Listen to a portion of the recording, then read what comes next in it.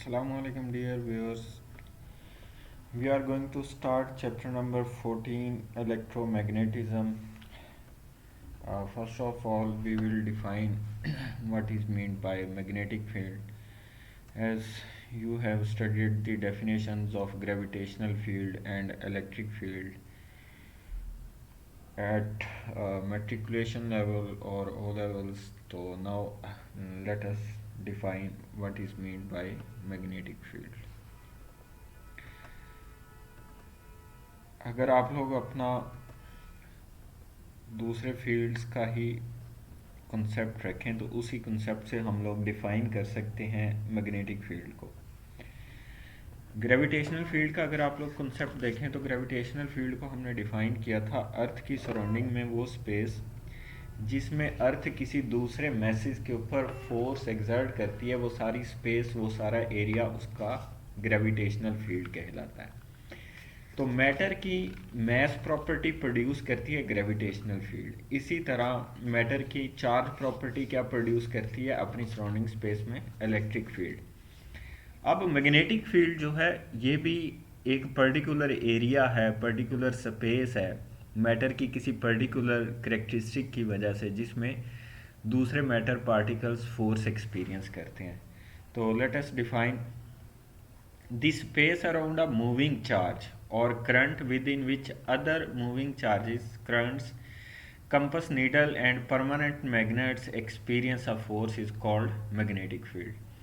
तो यहाँ पे जो मैग्नेटिक फील्ड है ये किसकी करेक्टरिस्टिक है, हमें यहाँ पे पहले अपना ये कॉन्सेप्ट क्लियर करना है। मैस अपनी सराउंडिंग स्पेस में ग्रेविटेशनल फील्ड प्रोड्यूस करता है जैसे अर्थ प्रोड्यूस करती है। इलेक्ट्रिकल चार्ज अपनी सराउंडिंग स्पेस में इलेक्ट्रिक फील्ड प्रोड्यूस करता है। इसी तरह जब चार्ज पार्टिकल्स मूव करते हैं, एक सिंगल चार्ज पार्टिकल मूव करे या फिर कलेक्शन ऑफ चार्जेस जिसको हम करंट बोलते हैं वो मूव करें, तो चार्जेस के मोशन का इफेक्ट होता है मैग्नेटिक फील्ड। तो जहां पे भी चार्ज मूव करेगा उसकी सराउंडिंग स्पेस में एक मैग्नेटिक फील्ड सेटअप हो जाता है। अब एक पर्टिकुलर एरिया है मूविंग चार्ज की सराउंडिंग स्पेस में जिसमें दूसरे मूविंग चार्जेस उस फोर्स को एक्सपीरियंस करते हैं। जैसे अर्थ की ग्रेविटेशनल प्रॉपर्टी मैस की वजह से है तो अर्थ की ग्रेविटी को मैस से ही डिटेक्ट किया जाता है। इसी तरह जो मैग्नेटिक फील्ड है वो चार्ज के मोशन की वजह से प्रोड्यूस होता है। तो उसको डिटेक्ट करने के लिए भी हम क्या यूज़ करते हैं, एक और दूसरा चार्ज लेके आते हैं जो मूविंग चार्ज होता है। तो लिहाजा आपके पास सिंगल मूविंग चार्ज है तो वो भी अपना मैग्नेटिक फील्ड प्रोड्यूस करेगा अपनी सराउंडिंग में जब वो मूव करेगा। कंडीशन ये है अगर वो रेस्ट के ऊपर है तो वो अपना मैग्नेटिक फील्ड प्रोड्यूस नहीं करता। या फिर करंट है तो करंट क्या है? Motion of charges from one place to another place, या फिर motion of charges from one point of conductor to other point. तो यहाँ पे भी करंट मोशन ऑफ चार्जेस है, तो जहाँ पे भी करंट पास होता है उसकी सराउंडिंग में मैग्नेटिक फील्ड प्रोड्यूस हो जाता है। तो इस मैग्नेटिक फील्ड को हम क्या कर सकते हैं, इस डिटेक्ट कर सकते हैं। एक दूसरा मूविंग चार्ज लेके आ सकते हैं या फिर दूसरा करंट लेके आ सकते हैं दूसरे करंट के पास, तो हम एक पर्टिकुलर एरिया में फोर्स उस करंट के ऊपर एक्सपीरियंस होती हुई देखेंगे तो उससे डिटेक्ट हो जाता है। कंपास नीडल का काम ही मैग्नेटिक फील्ड को डिटेक्ट करना है। इसको देखेंगे ये कैसे काम करती है। और उसके बाद है परमानेंट मैग्नेट्स। परमानेंट मैग्नेट्स में जो मोशन ऑफ चार्ज पार्टिकल्स है वो अलाइन किया होता है, उनकी एक पर्टिकुलर अरेंजमेंट ऑलरेडी बनाई होती है। तो इन रियलिटी परमानेंट मैग्नेट्स जो हैं वो भी उसके अंदर होता क्या है, मोशन ऑफ चार्जेस होते हैं, चार्जेस मूव कर रहे होते हैं जिसकी वजह से वहाँ पे उनका मैग्नेटिक फील्ड जो है वो प्रोड्यूस होता है। तो परमानेंट मैग्नेट्स में जो चार्ज पार्टिकल्स हैं उनका मोशन ऑर्डर्ड होता है, इस वजह से मैग्नेटिक फील्ड एग्जिस्ट करता रहता है लॉन्ग टाइम के लिए। लेकिन जो दूसरी साइड पे अगर आप देखें कंडक्टर्स मेटल्स की बात करें, इनमें चार्जेस रैंडम होते हैं, वो एक दूसरे को फील्ड को बैलेंस कर देते हैं, इस वजह से वहाँ पे मैग्नेटिक फील्ड शो नहीं हो रहा होता। तो ये नेक्स्ट पॉइंट भी देखें। अब मूविंग चार्ज और a collection of moving charges electric current, collection of moving charges को हम बोल सकते हैं electric current, produce magnetic field. तो कंडीशन क्या है, चार्ज सिंगल पार्टिकल हो या फिर कलेक्शन ऑफ चार्जेस हो, वो मूव करें, मूव करेंगे तो उनकी सराउंडिंग स्पेस में मैग्नेटिक फील्ड प्रोड्यूस हो जाता है। Charges at rest don't produce magnetic field. अगर चार्जेस रेस्ट के ऊपर हैं तो उनका मैग्नेटिक फील्ड एग्जिस्ट नहीं करेगा। मैग्नेटिज्म को आप डिफाइन कर लेते हैं। मैग्नेटिज्म क्या है? It is the interaction of moving charges और इलेक्ट्रिक करंट्स। अदर वर्ड्स में आप ये कह लें, दो मैग्नेट्स का, परमानेंट मैग्नेट्स आपने कॉमनली देखे हुए हैं, तो उनका एक दूसरे के साथ इंटरेक्शन है, उसको क्या बोलते हैं? मैग्नेटिज्म। अब अगर आप छोटे स्केल पे चले जाते हैं तो दो मूविंग चार्जेस का इंटरेक्शन क्या कहलाएगा? मैग्नेटिज्म उसकी स्टडी को कहेंगे। या दो करंट्स हैं, उनका मैग्नेटिकली जो इंटरेक्शन है उसे क्या कहा जाएगा? मैग्नेटिज्म कहा जाएगा। अब इसको थोड़ा सा कंपेयर करते हैं इलेक्ट्रोस्टैटिक से या करंट इलेक्ट्रिसिटी से। तो charge at rest produce electric field, that is called electrostatics. Charge की दो करेक्टरिस्टिक है। चार्ज दो तरह के फील्ड प्रोड्यूस करता है। एक तो चार्ज इलेक्ट्रिक फील्ड प्रोड्यूस करता है। चार्ज चाहे रेस्ट के ऊपर हो, उसका इलेक्ट्रिक फील्ड एग्जिस्ट करेगा। चार्ज मोशन में हो, उसकी इलेक्ट्रिक फील्ड एग्जिस्ट करेगी अगेन। लेकिन चार्ज अगर रेस्ट के ऊपर है तो उसका मैग्नेटिक फील्ड एग्जिस्ट नहीं करता। अगर चार्ज मोशन में है तो उसका मैग्नेटिक फील्ड एग्जिस्ट करेगा। ये कंडीशन है, ठीक है। तो हम ये कह सकते हैं magnetic field is the property of charges in motion. Charges motion में है तो मैग्नेटिक फील्ड है, अगर नहीं है तो मैग्नेटिक फील्ड एग्जिस्ट नहीं करती। उसके बाद charges in motion also produce electric field and this motion of charges from one point to another with respect to time is called current electricity. तो चार्जेस मोशन में होते हैं तो उसको करंट इलेक्ट्रिसिटी बोलते हैं। तो मोशन में भी चार्ज पार्टिकल्स अपना इलेक्ट्रिक फील्ड तो रखते ही हैं, क्योंकि उनके ऊपर चार्ज तो एग्जिस्ट करता है, लेकिन वो अपने साथ फिर मैग्नेटिक फील्ड भी लेके आते हैं अगर मोशन में। अगर मोशन में नहीं है तो फिर मैग्नेटिक फील्ड को वो लेके नहीं आते। तो इस चैप्टर का जो मेन थीम है, हम यहाँ पे स्टडी करेंगे इलेक्ट्रिक करंट्स का इंटरेक्शन। तो दो इलेक्ट्रिक करंट्स के इंटरेक्शन से हम फोर्स को जनरेट करेंगे। Let us move to next slide. Moving charge characteristics. तो मूविंग चार्ज की करेक्टरिस्टिक्स क्या है? तो फर्स्ट करेक्टरिस्टिक क्या है? इसकी दो बेसिक करेक्टरिस्टिक्स हैं। अब चार्ज पार्टिकल्स जब मोशन में, एक है magnetic field which arises due to the motion of charge particles, और इलेक्ट्रिक करंट। इलेक्ट्रिक करंट भी मोशन ऑफ चार्ज पार्टिकल्स होता है। तो मैग्नेटिक फील्ड प्रोड्यूस किसकी वजह से होता है? चार्ज के मोशन की वजह से। उसके बाद इलेक्ट्रिक फील्ड क्या है? Which arises due to the charge property of material particles. तो इलेक्ट्रिक फील्ड जो है वो चार्ज पार्टिकल का मूव करना कंडीशन नहीं है, उसके ऊपर चार्ज है तो वो अपना इलेक्ट्रिक फील्ड रखेगा, अगर वो चाहे मोशन में है या चाहे रेस्ट में। उसके बाद next, how is a magnetic force produce. अब मैग्नेटिक फोर्स प्रोड्यूस कैसे होती है? आपने दो परमानेंट मैग्नेट्स का इंटरेक्शन देखा है, या फिर आपने डीसी मोटर फैन घर में लगा हुआ है वो देखा है, वो उसके ऊपर उसमें मोशन कैसे प्रोड्यूस किया जा रहा है। तो इसके अलावा अगर आप लोग देखें, आपने दो परमानेंट मैग्नेट्स का इंटरेक्शन खुद देखा हुआ है। अगर आप दो मैग्नेट्स को एक दूसरे के करीब रखें तो वो एक दूसरे के ऊपर फोर्स एक्सर्ट करते हैं। तो यहाँ से इंसान ने ये ऑब्जर्व किया कि हम लोग जो मैग्नेटिक प्रॉपर्टी है चार्ज पार्टिकल्स की, इसको यूटिलाइज करके फोर्स जनरेट कर सकते हैं और हम मशीनरी बना सकते हैं, अपने लिए कोई काम ले सकते हैं उस मशीन से, मैग्नेटिक फोर्स। अब हम मैग्नेटिक फोर्स पे गए क्यों? अब इलेक्ट्रिकल फोर्स तो ऑलरेडी एग्जिस्ट करती है चार्ज पार्टिकल्स अगर रेस्ट के ऊपर हो, लेकिन एक बात यहाँ पे जो इलेक्ट्रिक फोर्स है वो बहुत वीक होती है as compare to magnetic force. इसी वजह से हम किसके ऊपर चले गए? मैग्नेटिक फोर्स के ऊपर।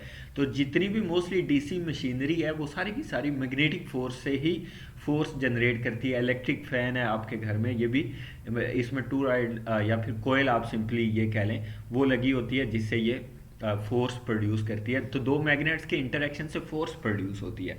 तो मैग्नेट्स फोर्स प्रोड्यूस कैसे करते हैं? जैसे सिंपल आप इसको अंडरस्टैंड कर सकते हैं, इससे भी अर्थ अपना ग्रेविटेशनल फील्ड करती है, अपनी स्पेस में पैदा करती है। उसके बाद इस एरिया में कोई दूसरा मैस आता है तो उसके ऊपर फोर्स लगती है। इसी तरह फर्स्ट अ मूविंग चार्ज और a collection of moving charges. एक सिंगल चार्ज मूव कर रहा है या फिर इलेक्ट्रिक करंट है, मींस के motion of large number of charge particles है, तो वो अपनी सराउंडिंग स्पेस में प्रोड्यूस करेंगे मैग्नेटिक फील्ड, जैसे अर्थ अपनी सराउंडिंग स्पेस में ग्रेविटेशनल फील्ड प्रोड्यूस करती है। उसके बाद हम क्या करते हैं? अर्थ के सराउंडिंग स्पेस में मैस लेके आते हैं। इसी तरह तो चार्ज पार्टिकल या करंट मूव कर रहा है तो इसकी सराउंडिंग स्पेस में दूसरा करंट लेके आएंगे या फिर मूविंग चार्ज लेके आएंगे। तो फर्स्ट वाला मूविंग चार्ज या फर्स्ट वाला करंट दूसरे मूविंग चार्ज या करंट के ऊपर क्या करेगा? फोर्स एक्सर्ट करेगा। इस तरह से अब हम सिंपल सिंगल मूविंग चार्ज को छोड़ देते हैं, अब हम करंट की बात करेंगे। करंट क्या है? Collection of moving of charge. हम डिफाइन कर सकते हैं इलेक्ट्रिक करंट क्या है, motion of large number of charge particles from one point of conductor to another point. तो इस वजह से आप करंट की बात करेंगे तो एक करंट अपना मैग्नेटिक फील्ड प्रोड्यूस करेगा, उसके बाद दूसरा करंट उसकी सराउंडिंग स्पेस में लेके आएंगे तो वो फोर्स एक्सपीरियंस करता है। तो इस तरह से फोर्स जनरेट की जा सकती है। तो हम कंक्लूजन इसका ये ड्रॉ कर सकते हैं, ये कंक्लूड कर सकते हैं, magnetic force is produce when two moving charges और currents interact with each other magnetically. तो जब कोई दो चार्ज हो या फिर कोई सिंगल चार्ज हो, वो इंटरेक्ट करेंगे मोशन की वजह से, तो वहाँ पे मैग्नेटिक फोर्स प्रोड्यूस हो जाती है। उसके बाद इलेक्ट्रोमैग्नेटिज्म क्या है, जो इस चैप्टर का नेम है यहाँ पे, तो इसको हम लोग डिफाइन कर सकते हैं, study of interactions between electric fields and magnetic fields is called electromagnetism. तो इलेक्ट्रिक फील्ड्स का और मैग्नेटिक फील्ड्स का जो इंटरैक्शन है उसको क्या कहा जाएगा, या अदर वर्ड्स में आप ये कह लें कि इलेक्ट्रिक फील्ड की और मैग्नेटिक फील्ड की जो कलेक्टिवली स्टडी है उसको भी हम इलेक्ट्रोमैग्नेटिज्म बोल सकते हैं। या जैसे यहाँ पे अभी हमने डिफाइन किया, मैग्नेटिक फील्ड किसकी वजह से प्रोड्यूस होता है, चार्ज पार्टिकल के मोशन की वजह से प्रोड्यूस होता है। तो इलेक्ट्रिक करंट को इलेक्ट्रिसिटी में हम स्टडी करते हैं, लेकिन अब हमें मैग्नेटिक प्रॉपर्टीज़ को स्टडी करने के लिए भी करंट को इन्वॉल्व करना पड़ेगा। तो देखें, हम इलेक्ट्रिसिटी की हेल्प से किसको स्टडी करेंगे, मैग्नेटिक प्रॉपर्टीज़ को। तो लिहाजा आप ये भी कह सकते हैं कि कलेक्टिवली जब इलेक्ट्रिसिटी की और मैग्नेटिज्म की स्टडी की जाती है तो उसे इलेक्ट्रोमैग्नेटिज्म कहा जाता है। एप्लीकेशंस ऑफ इलेक्ट्रोमैग्नेटिज्म क्या है कि हम मैग्नेटिक फोर्स को कहाँ कहाँ पे यूज़ कर रहे हैं, ये सारी जितनी भी ये एप्लीकेशंस लिखी हुई हैं इन सब में हम मैग्नेटिक फोर्स को यूटिलाइज करते हैं और मशीनरी से हम या डिफरेंट मशीन से काम ले रहे हैं। Electric Motors use magnetic force. तो जितनी भी डीसी मोटर्स हैं इनमें कोयल्स लगी हुई हैं जो मैग्नेटिक फील्ड प्रोड्यूस करती हैं और इनमें फोर्स जनरेट होती है, ये मूव करती हैं। तो लाउड स्पीकर्स जो आपने अभी आपकी हैंड फ्री है या कुछ भी और आपने बड़े स्पीकर देखे हुए हैं तो उनमें भी मैग्नेट्स होता है, तो मैग्नेटिक फोर्स यूज़ की जा रही है। माइक्रोवेव ओवंस में भी मैग्नेटिक फील्ड यूज़ हो रहा है, कंप्यूटर प्रिंटर्स में भी हो रहा है, डिस्क ड्राइवर्स में भी है, रेफ्रिजरेटर डोर्स, का जो डोर है इसका एक पार्ट में मैग्नेट लगा होता है, दूसरा पार्ट जो है स्टील का होता है, तो मैग्नेट स्टील को अट्रैक्ट करता है, इसी वजह से डोर क्लोज हो जाता है या उसके साथ स्टक रहता है। फिर उसके बाद कंपस नीडल भी है और बहुत सारी एप्लीकेशंस हैं जहाँ पे हम मैग्नेटिक फोर्स को यूटिलाइज कर रहे हैं। लेकिन आप लोग मोस्टली इन तमाम एप्लीकेशंस को इस तरह से जानते हैं कि आप ये समझते हैं कि यहाँ पे इलेक्ट्रिक करंट की वजह से जो है इंटरेक्शन होता है, मींस के इलेक्ट्रिकली कोई कनेक्शन होता है। इलेक्ट्रिक करंट जो है वो दूसरे करंट से मैग्नेटिकली इंटरेक्ट करता है और हम मैग्नेटिक इलेक्ट्रिक करंट की जो मैग्नेटिक प्रॉपर्टी है उसके बिहाफ पे आगे मशीन बनाते हैं और हम डिफरेंट काम जो हैं वो ले रहे होते हैं। लर्निंग ऑब्जेक्टिव्स इसको लेटर डिफाइन कर लेंगे। तो इसमें वैसे हमने ये पढ़ना है कि कौन कौन सी एप्लीकेशंस हैं या कौन सी मशीन है जो मैग्नेटिक फोर्स को यूज़ करते हुए जो हम उनसे कोई वर्क ले रहे हैं या फिर हम उनको यूटिलाइज कर रहे हैं। तो मैग्नेट्स का इंटरेक्ट, यहाँ पे कुछ रूल्स हैं जो आपको ओबे करने हैं या आपको इन्फॉर्मेशन है जो पता होनी चाहिए। तो सबसे पहले परमानेंट मैग्नेट को देख लेते हैं, क्योंकि परमानेंट मैग्नेट अपनी सराउंडिंग स्पेस में मैग्नेटिक फील्ड प्रोड्यूस करता है। तो इसके दो पोल्स होते हैं, एक नॉर्थ पोल होता है, तो एक मैग्नेट का जो वन हाफ है वो क्या होता है, नॉर्थ पोल। यहाँ पे अगर आप इस मैग्नेट को देखें तो ये एन शो हो रहा है, नॉर्थ पोल को एन से रिप्रेजेंट किया जाता है। उसके बाद ये क्या है, साउथ पोल है, साउथ पोल को एस से शो किया जाता है। तो सेकंड पोल क्या है, साउथ पोल होता है जिसको एस से यहाँ पे शो किया हुआ है। तो मैग्नेट्स इंटरेक्ट कैसे करते हैं, जैसे आपने पढ़ा हुआ है कि दो लाइक चार्जेस क्या करते हैं, रिपेल करते हैं और ऑपोजिट चार्जेस अट्रैक्ट करते हैं। इसी तरह मैग्नेट्स में भी ऑपोजिट पोल्स अट्रैक्ट करते हैं। इस फिगर में देखें, ये नॉर्थ पोल के फ्रंट पे दूसरे मैग्नेट का साउथ पोल है, तो ये दोनों में अट्रैक्शन हो रही है। उसके बाद देखें यहाँ पे अगेन इसका साउथ पोल आ गया फ्रंट पे और इसका क्या है, नॉर्थ पोल, अट्रैक्शन हो रही है। तो इस फिगर में देखें लाइक पोल्स रिपेल करें, नॉर्थ के फ्रंट पे नॉर्थ है तो रिपल्शन हो रही है, साउथ के फ्रंट पे साउथ है तो यहाँ पे अगेन क्या हो रही है, रिपल्शन हो रही है। तो मैग्नेट्स भी लाइक पोल्स रिपेल करते हैं और ऑपोजिट पोल्स जो हैं वो अट्रैक्ट करते हैं। उसके बाद ये एक और इम्पोर्टेंट प्रॉपर्टी है जो अगर आप इसको रिसर्च लेवल तक पढ़ेंगे तो वैसे ये सारा फिर बहुत ज़्यादा अच्छा क्लियर हो जाता है, लेकिन यहाँ पे आप ये वाला रूल याद रखें कि किसी भी मैग्नेट का ईदर पोल जो है वो अट्रैक्ट करता है आयरन को, हमेशा अट्रैक्शन होती है आयरन की। कोई भी चीज़ या किसी दूसरे मटेरियल में जिसमें आयरन हो, मैग्नेट्स जो हैं वो आयरन को अट्रैक्ट करते हैं। तो वो किसी भी मटेरियल में अगर उसका कोई मिक्सचर है, कंपोजिट है, तो वो उस मटेरियल को भी अट्रैक्ट करेंगे। ठीक है, तो अब यहाँ पे मैग्नेट का नॉर्थ पोल आयरन के फ्रंट पे लेके आएंगे तो वो भी अट्रैक्ट करेगा, साउथ पोल भी आयरन के फ्रंट पे लेके आएंगे तो वो भी उसको अट्रैक्ट करेगा। इसी तरह दूसरा कोई भी मटेरियल जो है जिसमें आयरन मौजूद है तो परमानेंट मैग्नेट्स या करंट भी होगा तो वो भी इसको अट्रैक्ट ही करेगा। चाहे एक वायर है उसमें करंट पास हो रहा है, उसकी सराउंडिंग स्पेस में मैग्नेटिक फील्ड है, तो अगर आप आयरन का कोई पीस उसके करीब भी करेंगे तो वो भी इसको अट्रैक्ट करेगा। तो मैग्नेट्स जो हैं आयरन को अट्रैक्ट करते हैं। तो कोई भी मटेरियल जो आयरन कंपोजिशन रखता होगा वो मैग्नेटिक फील्ड की तरफ अट्रैक्ट होता है या मैग्नेटिक फील्ड को रिस्पॉन्ड करता है। उसके बाद अब यहाँ पे हमारा इससे वास्ता पड़ेगा बार बार कंपस नीडल जो है ये है क्या और कैसे काम करती है, तो हम इसको डिफाइन कर लेते हैं। कंपस नीडल एक आयरन रॉड होता है, इसके ऊपर जो पॉइंटर आप लोग देखते हैं जिसको परमानेंट मैग्नेट बनाया होता है। कंपस नीडल का जो पॉइंटर है वो किसका बना हुआ है, आयरन रॉड है और सिंपली वो परमानेंट मैग्नेट होता है। उसका एक एंड नॉर्थ पोल होता है, एक एंड क्या होता है, साउथ पोल होता है। तो हम लोग जैसे ही कंपस नीडल को कहाँ पे लेके आते हैं, अर्थ जो है अपना मैग्नेटिक फील्ड प्रोड्यूस करती है। अर्थ के सेंटर पे आयरन पड़ा हुआ है मॉल्टन फॉर्म में, तो वहाँ पे बहुत हाई करंट है, करंट जो है वो फ्लो कर रहा होता है अर्थ के सेंटर पे। तो अर्थ अपनी सराउंडिंग स्पेस में जैसे ग्रेविटी रखती है, इसके सेंटर में करंट है, तो उस करंट की वजह से अर्थ की सराउंडिंग स्पेस में इसका मैग्नेटिक फील्ड भी एग्जिस्ट करता है। इसी तरह से जब हम किसी कंपस नीडल को अर्थ के मैग्नेटिक फील्ड में लेके आते हैं तो अब जैसे अभी हम रूल पढ़ के आए हैं कि मैग्नेट्स के ऑपोजिट पोल्स अट्रैक्ट करते हैं, तो कंपस नीडल का जो नॉर्थ पोल है वो मूव करके अर्थ के साउथ पोल की तरफ चला जाता है। अर्थ का साउथ पोल कंपस नीडल के नॉर्थ पोल को अट्रैक्ट कर रहा होता है। तो जो कंपस नीडल पे आप नॉर्थ पोल देख रहे होते हैं वो अर्थ का साउथ पोल होता है। तो इसी तरह कंपस नीडल का जो साउथ पोल है वो अर्थ के नॉर्थ पोल को पॉइंट आउट करता है, क्योंकि ऑपोजिट पोल्स में अट्रैक्शन होती है। तो इस वजह से जो कंपस नीडल है वो अर्थ के मैग्नेटिक फील्ड को एक्सपीरियंस कर रही होती है। जैसे कोई मैस अगर आप सर्टन हाइट से ड्रॉप करते हैं तो उसका मोशन डाउनवर्ड डायरेक्शन में स्टार्ट हो जाता है, तो आप ग्रेविटी को फील कर सकते हैं कि ग्रेविटी अपना काम दिखा रही है, ग्रेविटी को आप महसूस कर रहे होते हैं। इसी तरह कंपस नीडल को भी जब आप अर्थ के मैग्नेटिक फील्ड में लेके आते हैं तो कंपस नीडल का जो पॉइंटर है, अदर वर्ड्स में कंपस नीडल एक परमानेंट मैग्नेट है, तो वो भी अर्थ के मैग्नेटिक फील्ड को एक्सपीरियंस करता है और आप अर्थ का मैग्नेटिक फील्ड जो है उसको डिटेक्ट कर रहे होते हैं, उसे फील करते हैं कंपस नीडल के पॉइंटर से।